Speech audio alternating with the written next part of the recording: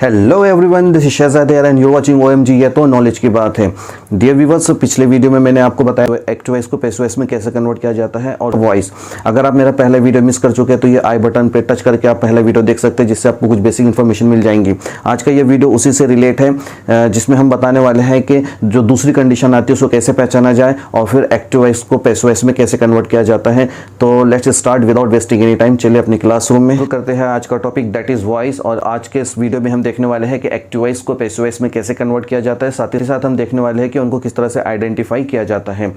और हम बात करेंगे आज सिंपल पास्ट टेंस के लिए। It is also called past indefinite. इसमें हम जो स्ट्रक्चर देखने वाले हैं वो असर्टिव का स्ट्रक्चर रहेगा। तो मैं दोनों भी स्ट्रक्चर यहाँ बताने वाला हूँ, जिसमें हम एक्टिव वॉइस का स्ट्रक्चर देखेंगे, साथ ही साथ पैसिव वॉइस का स्ट्रक्चर देखेंगे। तो आइए शुरू करते हैं। तो सबसे पहले मैं आपको स्ट्रक्चर बताता हूँ कि हमारा असर्टिव के लिए और सिंपल पास्ट टेंस के लिए क्या स्ट्रक्चर होता है। तो उसमें हम देखेंगे कि हमें वर्ब सेकेंड फॉर्म में दिखाई देगा, ठीक है। और सेंटेंस की स्टार्टिंग होगी सब्जेक्ट की से, और सेंटेंस की स्टार्टिंग होगी सब्जेक्ट से और एंड होगा ऑब्जेक्ट पर। हमारा होगा असर्टिव का स्ट्रक्चर, जिसमें हम बात कर रहे हैं सिंपल पास्ट टेंस की। It is also called past indefinite, okay. अब हमारे पास में ये जब स्ट्रक्चर आता है तो ये एक्टिव का स्ट्रक्चर होता है। किस चीज़ का होता है? एक्टिव वॉइस का स्ट्रक्चर होता है। अब मैं इसी को कन्वर्ट करना चाहता हूँ पैसिव वॉइस में। तो क्या करेंगे हम, दोनों का जो यहाँ पर पोजीशन होती है सब्जेक्ट और ऑब्जेक्ट के आपस में इंटरचेंज कर दी जाती है, ठीक है। यहाँ पर सब्जेक्ट की जगह ऑब्जेक्ट और ऑब्जेक्ट की जगह सब्जेक्ट आ जाता है। लेकिन बीच में जो वर्ब होता है वो बहुत इंपॉर्टेंट होता है। वर्ब जो होता है हमेशा पैसिव वॉइस में कौन से फॉर्म में यूज़ किया जाता है? थर्ड फॉर्म में। जैसे कि मैंने फर्स्ट वीडियो में आपको बताया था कि जब भी हम पैसिव वॉइस बनाते हैं तो उसमें हमेशा वर्ब की थर्ड फॉर्म यूज़ की जाती है। और थर्ड फॉर्म कहती है कि मैं कभी भी अकेले नहीं आऊँगी, अपने साथ में क्या लेकर आऊँगी? एक हेल्पिंग वर्ब लेकर आऊँगी।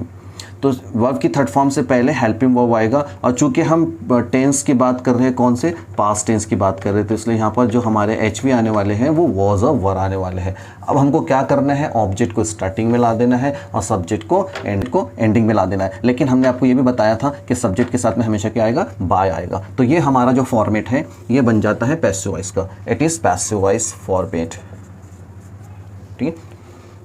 तो इस स्ट्रक्चर की हेल्प से ही हम एक्टिव वॉइस को पैसिव वॉइस में कन्वर्ट करते हैं और हमको काफ़ी आसानी जाती है अगर हम इस मेथड को फॉलो करते हैं तो, ठीक है।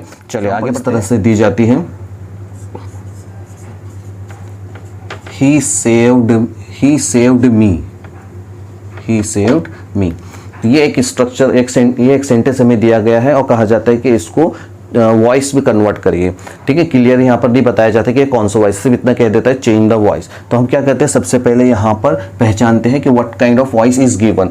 तो उसको पहचानने का जो तरीका है वो ये है कि अगर आपके सेंटेंस में, चूंकि अभी मैंने आपको बताया था कि हम सेकेंड कंडीशन की बात कर रहे हैं, तो हम यहाँ पर सेकेंड कंडीशन ही लिख रहे हैं, वॉज वर्ब प्लस वर्ब की थर्ड फॉर्म। अगर आपको सेंटेंस में वॉज के साथ वर्ब की थर्ड फॉर्म दिखाई दे या वर्ब के साथ में वर्ब की थर्ड फॉर्म दिखाई दे तो आप कहेंगे वो पैसिव वॉइस का सेंटेंस है, ठीक है। इससे पहले मैं आपको पहली जो हमारी कंडीशन थी is am are plus verb की थर्ड फॉर्म, ये कंडीशन आपको मैंने बताया था, ठीक है। तो ये कंडीशन की बेस पर भी हम कह रहे थे कि ये पैसिव वॉइस है, ठीक है। तो ये जो दर्शा रही थी ये सिंपल प्रेजेंट को दर्शा रही थी ये कंडीशन, और ये कंडीशन जो है सिंपल पास्ट को दर्शाती है। तो अगर हमारे सेंटेंस में वॉज और वर्ब प्लस वर्ब की थर्ड फॉर्म आ जाती है तो हम कहेंगे कि ये पैसिव वॉइस है। कौन से टेंस के लिए? सिंपल पास्ट, या it is also called past indefinite, ठीक है। तो अब मैं यहाँ पर इसको पहले आइडेंटिफाई कर लेता हूँ इस सेंटेंस में कि ये कौन सा वॉइस है। तो हम देख रहे हैं कि यहाँ कंडीशन तो दिख ही नहीं रही है, ना तो वॉज आया है ना ही वर आया है। इसका मतलब ये कौन सा वॉइस हो गया? ये हो गया हमारा एक्टिव वॉइस।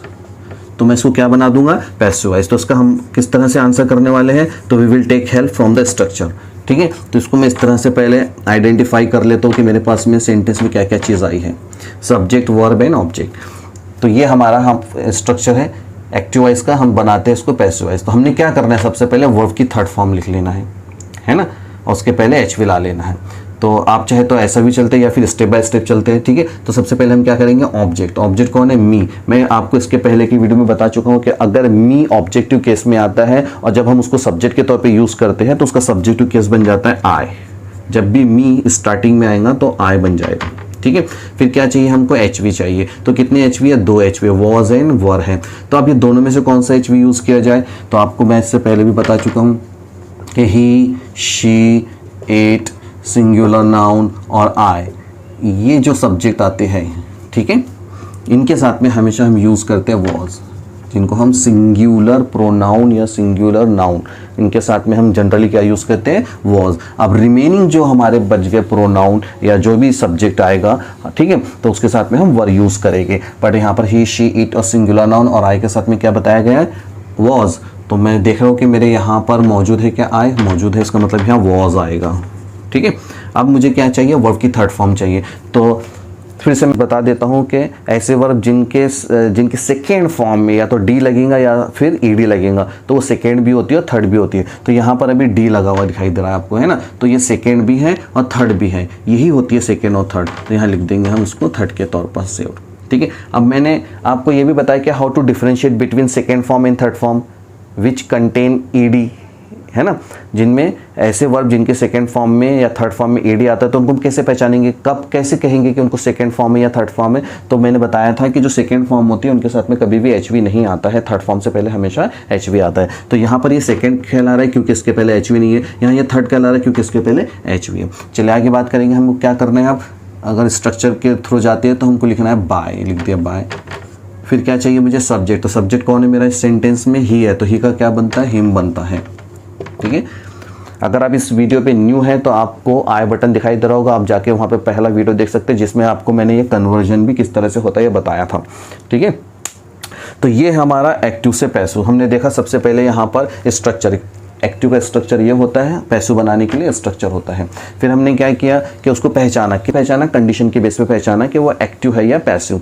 तो अभी फिलहाल दो कंडीशन आपको बताई गई थी, is am are plus verb की थर्ड फॉर्म जो कि प्रेजेंट टेंस के लिए होती है, उसी तरह से was and was were plus verb की थर्ड फॉर्म जो कि पास्ट टेंस के लिए होती है। तो हम अभी इस वीडियो में बात कर रहे हैं पास्ट टेंस की, इसलिए हमको ये कंडीशन ढूंढना होगा। अगर ये कंडीशन नहीं दिखाई दे रही होगी तो हम उसको एक्टिव कहेंगे, और अगर ये कंडीशन दिखाई देती है तो उसको हम पैसिव कहते हैं। तो फिलहाल मैं आपको इस वीडियो में सिर्फ एक्टिव से पैसिव बनाने का मेथड बता रहा हूँ। इंशाल्लाह मेरे जो नेक्स्ट वीडियोस आएंगे जो मैं इसको पार्ट में डिवाइड करने वाला हूं, तो ये जो टॉपिक है वो इसका काफ़ी लेंदी होने वाला है। अगर आप इस वीडियो पे न्यू हैं तो प्लीज़ उसको सब्सक्राइब कर लीजिए और बेल आइकन को प्रेस कर लीजिए, और उसमें जो ऑल लिखकर आता है उसको भी प्रेस कर दीजिए ताकि मेरे आने वाले हर वीडियो का नोटिफिकेशन आपको मिलता है और आप वॉइस से रिलेटेड इन्फॉर्मेशन ईजिली हासिल कर सकते हैं। चलिए आगे बढ़ते हैं नेक्स्ट एग्जाम्पल की तरफ। नेक्स्ट एग्जाम्पल की तरफ चलते हैं।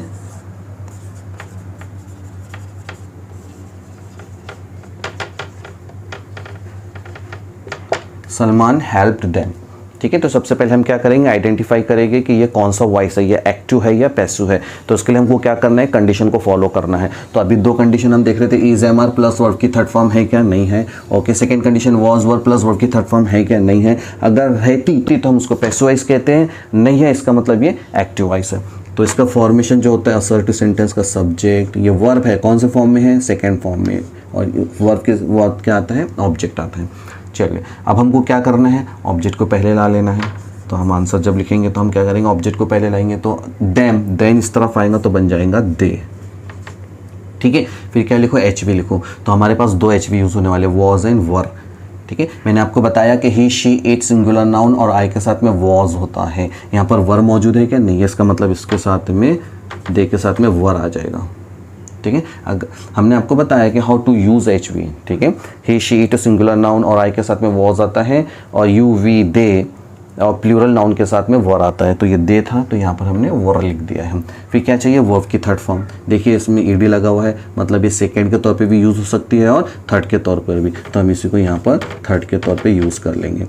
क्यों बोल रहे इसको थर्ड, क्योंकि उसके पहले क्या आ चुका है, एच वी। क्यों बोल रहे इसको सेकंड, क्योंकि इसके पहले एच वी नहीं आया। ओके, आगे बढ़ते हैं। क्या करना है, बोलता बाय लिख दो, तो बाय लिख दिया हमने। फिर क्या करो, तो बोलता सब्जेक्ट। तो सब्जेक्ट कौन है, सलमान। और आपको मैंने कन्वर्जन में बताया था कि अगर कोई प्रॉपर नाउन आता है तो उसे जैसे के वैसे लिखा जाता, चेंज नहीं होता है ना, सलमान का सलमान ही लिखा जाएगा।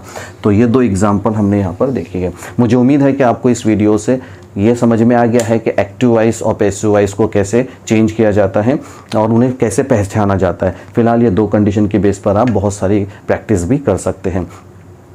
अगर आपको ये वीडियो अच्छा लगता है तो उसको ज़रूर लाइक करिए, दूसरों तक शेयर करिए।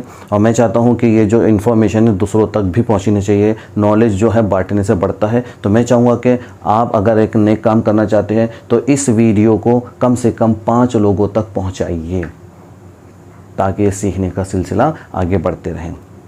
ठीक है, फिर मिलेंगे हम इंशाल्लाह नेक्स्ट वीडियो में। Till then do whatever you want to do, but don't waste your time and don't trouble your माता पिता। मिलते हैं नेक्स्ट वीडियो में। अल्लाह हाफिज़।